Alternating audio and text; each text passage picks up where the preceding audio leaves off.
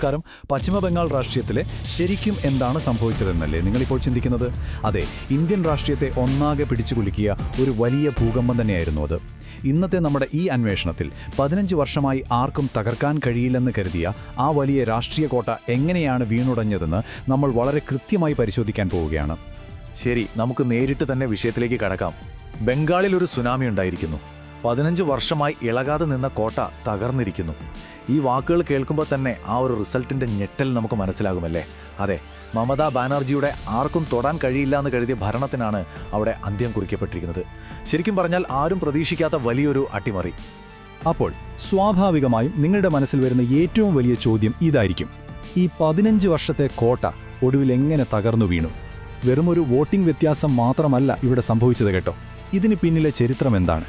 താഴെത്തട്ടിൽ നടന്ന തിരഞ്ഞെടുപ്പ് തന്ത്രങ്ങൾ എന്തൊക്കെയാണ്? ഈ ഭൂകമ്പത്തിന് കാരണമായ എല്ലാ ഘടകങ്ങളെയും തികച്ചും നിഷ്പക്ഷമായി ഡീകോഡ് ചെയ്യാനാണ് നമ്മൾ ഇന്ന് ശ്രമിക്കുന്നത്. നമുക്ക് ഈ വിഷയങ്ങളെ ഒന്ന് ഘട്ടം ഘട്ടമായി പരിശോധിക്കാം. ഒന്നാമതായി കോട്ടയുടെ തകർച്ച, പിന്നെ ബംഗാളിന്റെ രാഷ്ട്രീയ ചാഞ്ചാട്ടങ്ങൾ, ജനങ്ങളുടെ അസംതൃപ്തിയുടെ വേരുകൾ, BJPയുടെ സ്ട്രാറ്റജിക് മാസ്റ്റർ പ്ലാൻ, സ്വത്വ ജനസംഖ്യാ മാറ്റങ്ങൾ, പിന്നെ അവസാനമായി ബംഗാളിന്റെ മുന്നോട്ടുള്ള വഴി. ഈ വിഷയങ്ങളിലൂടെ നമുക്കൊന്ന് വേഗത്തിൽ കടന്നുപോകാം. അപ്പോൾ ആദ്യത്തെ ഭാഗം, കോട്ടയുടെ തകർച്ച. കഴിഞ്ഞ 15 വർഷമായി ബംഗാൾ എന്ന് കേട്ടാൽ എല്ലാവർക്കും പെട്ടെന്ന് ഓർമ്മ വരുന്നത് ദീദിയെയാണ്, അല്ലേ? അതുകൊണ്ട് തന്നെ ഇതൊരു സാധാരണ മാറ്റമല്ല, വലിയൊരു രാഷ്ട്രീയ വിപ്ലവം തന്നെയാണ്. ഇനി നമുക്ക് രണ്ടാമത്തെ പ്രധാന വിഷയത്തിലേക്ക് വരാം: ബംഗാളിന്റെ രാഷ്ട്രീയ ചാഞ്ചാട്ടങ്ങൾ. ഇന്നത്തെ ഈ അവസ്ഥ മനസ്സിലാക്കണമെങ്കിൽ നമ്മൾ അവരുടെ പഴയ ചരിത്രം കൂടി ഒന്നറിഞ്ഞിരിക്കണം.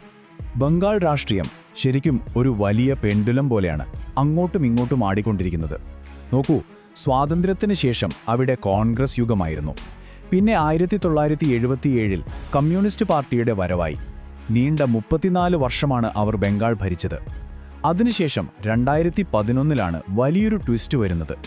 ടാറ്റ നാനോ പ്ലാന്റിനെതിരെ സിംഗൂരിലും നന്ദിഗ്രാമിലും നടന്ന വലിയ പ്രക്ഷോഭങ്ങൾക്കൊടുവിൽ പരിവർത്തൻ അഥവാ മാറ്റം എന്ന മുദ്രാവാക്യവുമായി സാക്ഷാൽ മമതാ ബാനർജിയും TMCയും അധികാരത്തിലേക്ക് വന്നു.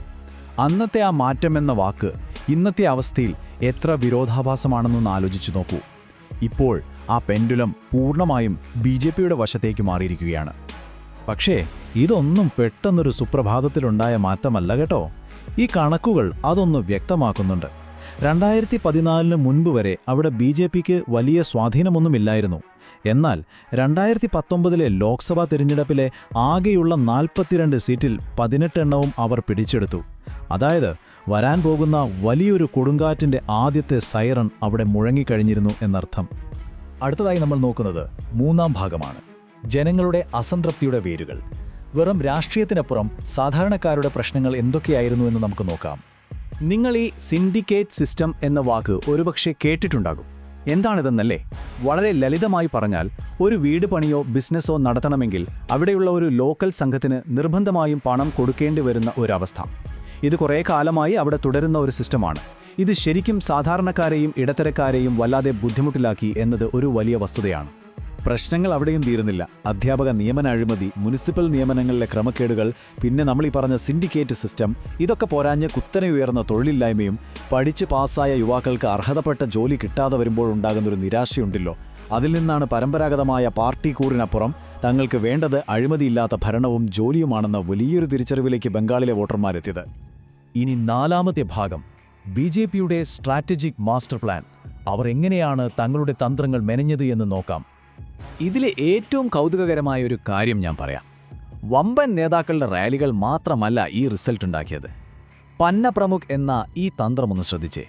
അതായത് വോട്ടർ പട്ടികയിലെ ഒരൊറ്റ പേജിലുള്ള വോട്ടർമാരുടെ പൂർണ്ണ ചുമതല ഒരു പാർട്ടി വർക്കർക്ക് കൊടുക്കുന്ന വളരെ മൈക്രോ ലെവലായൊരു സംവിധാനമാണിത്.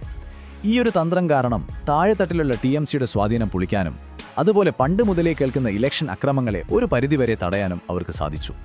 ഇനി ഈ ഒരു നമ്പർ ഒന്ന് ശ്രദ്ധിക്കൂ: 90%. അതെ, ഇത്രയും ഉയർന്നൊരു പോളിംഗ് ആണ് ഈ ഇലക്ഷനിലുണ്ടായത്.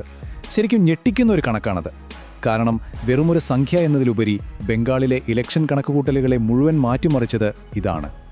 ഇത്രയും ഉയർന്ന പോളിംഗ് എങ്ങനെ ഉണ്ടായി എന്നല്ലേ? ഇലക്ഷന് തൊട്ടുമുൻപായി സുപ്രീം കോടതിയുടെ ശക്തമായ ഇടപെടലോടെ വോട്ടർ പട്ടികയിൽ വലിയൊരു ക്ലീനിംഗ് നടന്നു.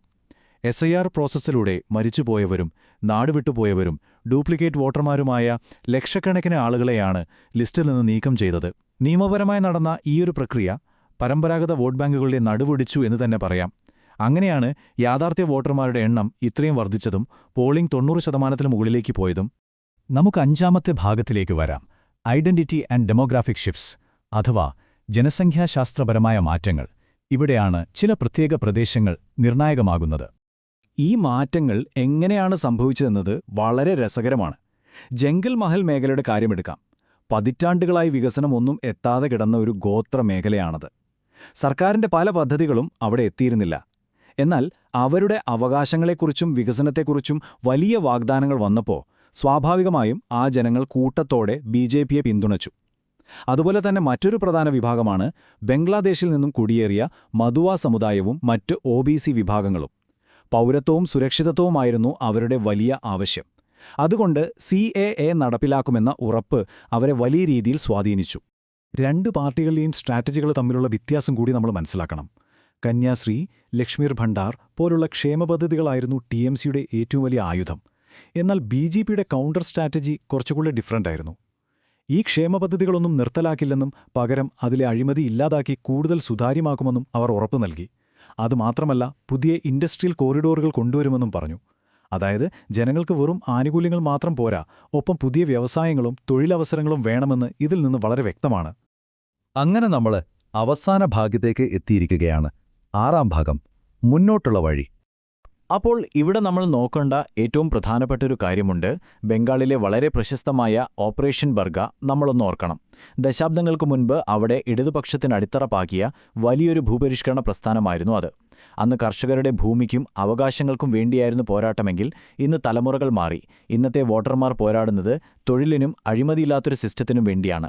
ശരിക്കും പറഞ്ഞാൽ 2011 ഏത് മാറ്റം കുതിച്ചാണോ അവർ മമതാ ബാനർജിയെ കൊണ്ടുവന്നത്, അതേ ടൂള് തന്നെയാണ് ഇന്ന് അവർക്കെതിരെയും ജനങ്ങൾ ഉപയോഗിച്ചിരിക്കുന്നത്.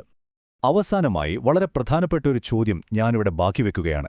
ബംഗാളിലെ ജനങ്ങളുടെ ഈ വമ്പൻ പ്രതീക്ഷകൾ നിറവേറ്റാൻ പുതിയ ഭരണകൂടത്തിന് കഴിയുമോ? അതോ ബംഗാളിൽ ഇലക്ഷൻ ജയിക്കുന്നതിനേക്കാൾ വലിയ വെല്ലുവിളിയാണോ അവിടെ ഭരണം മുന്നോട്ട് കൊണ്ടുപോകുന്നത്?